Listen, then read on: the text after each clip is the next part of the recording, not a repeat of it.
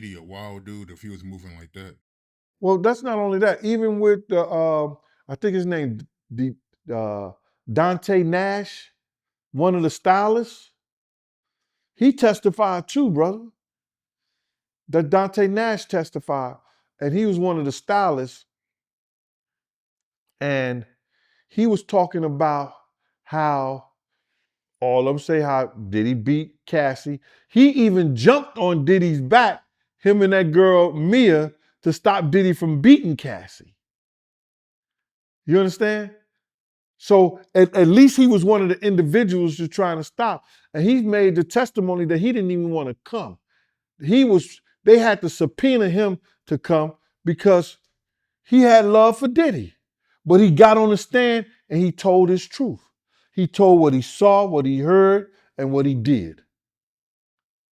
And he tied all that stuff up that people were saying Cassie was jealous and Cassie did this and Cassie did that. No, Diddy was coming after her. And he made that clear to the jury that Diddy was coming after her. It was a lot of situations where Cassie was running from him. And he would use staff to try to find her, then go get her. It was times when Cassie didn't even want to go to the freak off. No means no.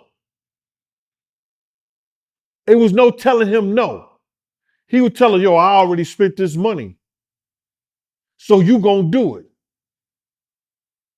And this is the story that Deontay Nash was telling.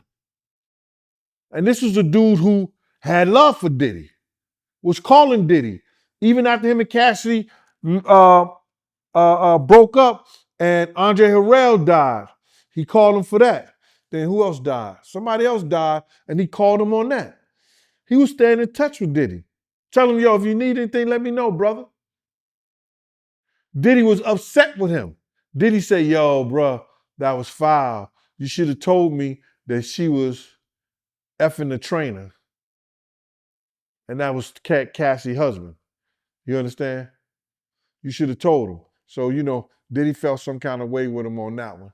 But this dude, he was very convincing to the jury, and he was placing people like D-Rock, I think D-Rock and Paul, in situations whereas that they were using their protection status of Diddy to try to force people or bring people into those type of situations that were unlawful. And that's the freak offs. That was buying drugs and holding the drugs and things like that. And that's what's threatening people's lives and stuff. Having people terrified of them. And people got to understand, D-Rock wasn't nothing to play with. Everybody know about the Hot 97 situation where him and Nori and them got into a shootout and the police found 65 rounds. 65 rounds, bro. Out there in front of Hot 97. They used to call it Shot 97.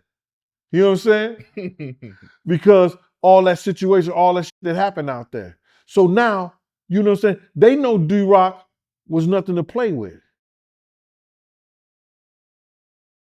And so they were scared, they was terrified. All of them.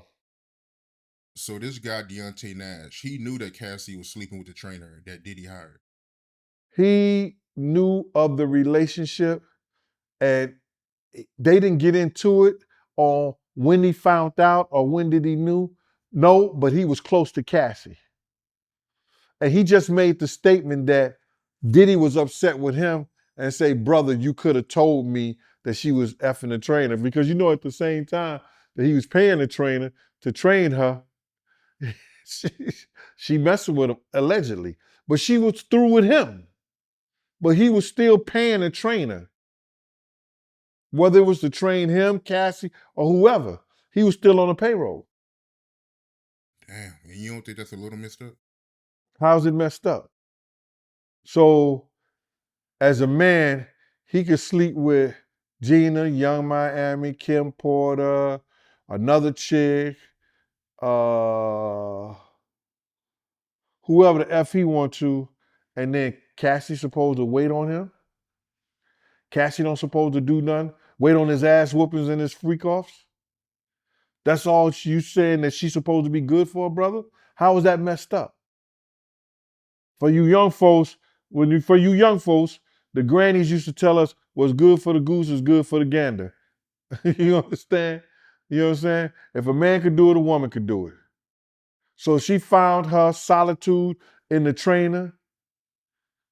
Evidently, he was something positive for her because they went on and got married and they working on their third child, I think. Still getting paid from Diddy. Still spending Diddy money. Good for him. That's what I say. He still spend like I said, bro. They still spending Diddy money, man. And that's because the stuff that he did, bro. He was doing things like, and this was I forgot to say this, man, but I want to bring this up to you. Deontay Nash told the jury about Puff threatening Cassie.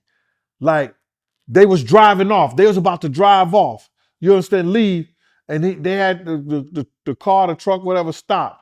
And he told Cassie that he was going to release the porn tapes that he had of her to the internet. Now, he was taking Cassie's phone and shooting her doing the porn, and he wasn't in it.